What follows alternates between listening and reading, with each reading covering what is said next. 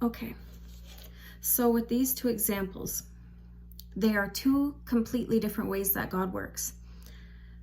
2 Kings 4 is going out and doing what you have to do in order to get what you need to get. Matthew 14 is literally Jesus sitting down, is telling everyone to sit down. He sits down, he breaks the bread, he gives thanks, he has more than enough. Now God could have said, tell the men to go out fishing. He could have said what the disciples had told Jesus, why don't you send them back to get food? Like, they're not going to make the journey, like they're going to be hungry. Jesus said, no, tell them to sit down, give thanks, break the bread. They had enough. Now, these are two different ways that God works. And the one thing that these two things had in common was recognizing the voice of God. Of course, Jesus being God manifest in the flesh, he would know. But if the prophet Elisha had not recognized God's voice, then this widow that needed help would not have had the instruction from God. It would have been from the resources of humans. You know what I mean? Like from a human theirself, like not from the guidance of God is what I'm trying to say, excuse me. So when it comes to finances, the voice of God, because God works in so many different ways. God has over 1,000 ways of providing for you, which you don't even know of. Like the ways that God works, we don't understand. We don't know the plans that God has for us. So we need to be able to recognize his voice, when it comes to our finances. And I just want to give a little example of two ways this can work with people, okay? So I have God, Rose, Jack. If Rose, let's just say she needs $1,000 to pay her rent. She wants to go and ask Jack for $1,000, and she does. Maybe Jack's confused, and Jack is not sure if he should give her the $1,000 because he doesn't really know if it's what God wants, and it's a lot of money, and etc. So then he's unsure. But if Rose goes and prays to God about it, and God tells Jack about it, then Jack goes to Rose about it. So you see, Rose still needed the money, but instead of Rose going to Jack and Jack being unsure, God went to Jack. So then Jack knew, okay, this is the voice of God. This is God. I recognize his voice, and I know that he's telling me to go and give Rose $1,000.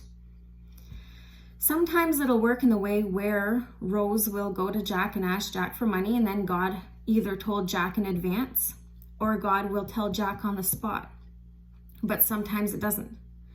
And people, especially now, being in a walk with God, there's so much progression that we need to make as humans that we're not always like sure, you know what I mean? This is one reason why we have to be consistent with God. But when God says to Jack to give Rose money, instead of Rose going and telling Jack, like, hey, like, would you be able to give me like $1,000 like for my rent, makes it a lot more easier for things to happen in a better productive kind of way, because of the fact that Jack recognizes that it was God that told him to go and give her money, not just her going up to him and asking. Now, I'm not saying there's anything wrong asking with help, but what I am saying is recognize the voice of God in your life. Your intimacy with God is the most important thing in your walk with God. Intimacy and worship, like, they're just undefeated. They're wonderful. This is also a reason why in the Bible it says that the rest, after like, seek ye me first and the rest of the kingdom will fall like after that. Because it's the intimacy that is recognizing the voice of God. And